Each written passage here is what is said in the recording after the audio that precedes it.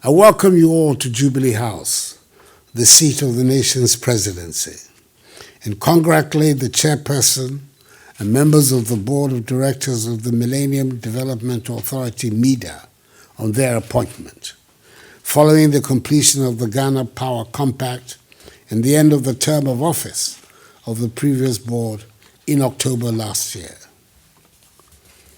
Today's ceremony deepens further our nation's commitment to attaining the objectives of MiDA, an institution which provides assistance to countries, and I quote, that demonstrate a commitment to just and democratic governance, investing in people, and in economic freedom, unquote. Indeed, since its establishment under the government of the second president of the Fourth Republic, His Excellency John Akufo-Addo, MiDA has distinguished itself to the administration of all well-meaning persons and has discharged its duties accordingly. We now find ourselves at a crossroads where we're trying to chart a sustainable path out of the challenges confronting our nation. Having conceptualized and nurtured the Ghana Cares or Batampa program since 2020, the Ministry of Finance has selected MiDA to take over the implementation phase and to coordinate all the activities related to the economic enclaves component. The Ministry's decision is in recognition of MiDA's track record in effective program management and in its capacity to handle the related accountabilities. Whilst the quantum of the budget earmarked for the Economic Enclaves Project EEP and the related funding arrangements is vastly different from those of the two Millennium Challenge Compacts implemented by MiDA in February 2007 to February 2012 and from September 2016 to June 2022, respectively.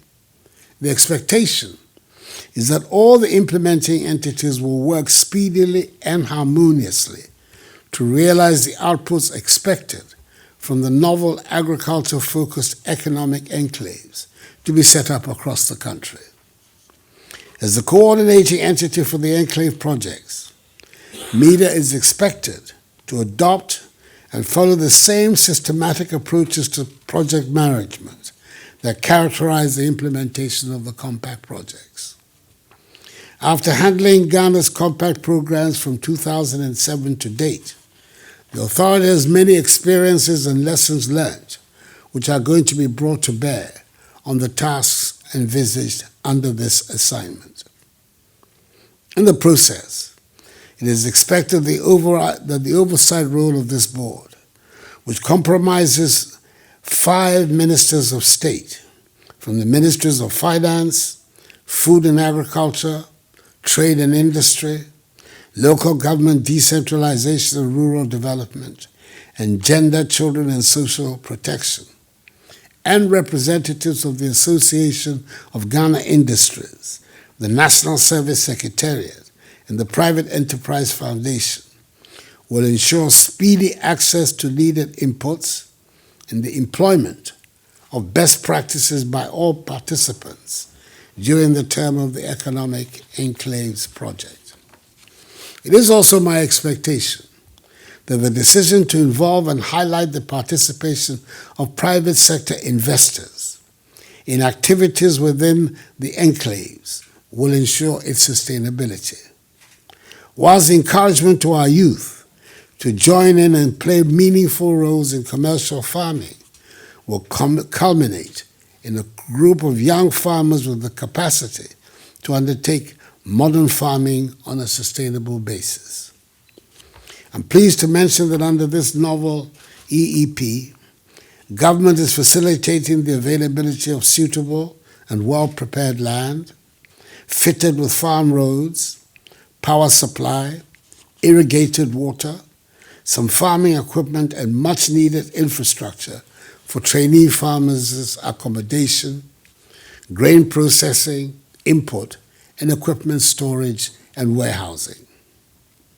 The involvement of the 48th Engineer Regiment of the Ghana Armed Forces in land preparation and development, the lead role of the Ghana Irrigation Development Authority in land surveys and provision of the irrigation infrastructure, the supportive role of the Ministries of Energy and Roads and Highways, the provision of agricultural equipment and certified seeds from the Ministry of Food and Agriculture and its agencies are compelling evidence of the strong desire to facilitate the work of private sector investors and the youth, and also to underpin the sustainability of the enclave's concept. The National Entrepreneurship and Innovation Program and the National Service Secretariat will facilitate the recruitment of youth to participate in the project. Members of the board, it is important that I emphasize that this new approach to state-sponsored large-scale commercial farming is not fashioned after the erstwhile government-owned state farms concept.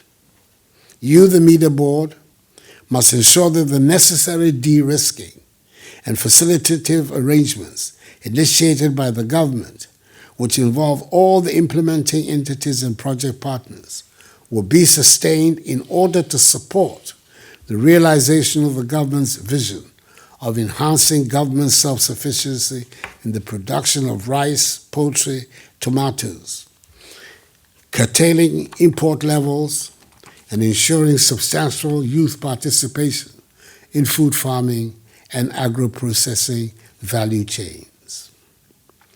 In the chairperson of the board, Professor Ya Ntiamwa Bedu, the renowned zoologist, its chief executive, Mr. Martin Esson Benjamin, the prominent business executive, and in Keno Furiata, Minister for Finance, the Honorable Brian Achampong, Minister for Food and Agriculture, the Honorable K.T. Hammond, Minister for Trade and Industry, the Honorable Dan Butche, Minister for Local Government Decentralization and Rural Development, the Honorable Abudu Lariba Zwera, Minister for Gender, Children and Social Protection, Mr. Osei Sibe Entry, the Executive Director of the National Service Secretariat, Dr. Humphrey Ayim Dake, representative of the Association of Ghana Industries, and Mr. Mark Bedu Abwaje, representative of the Private Enterprise Foundation.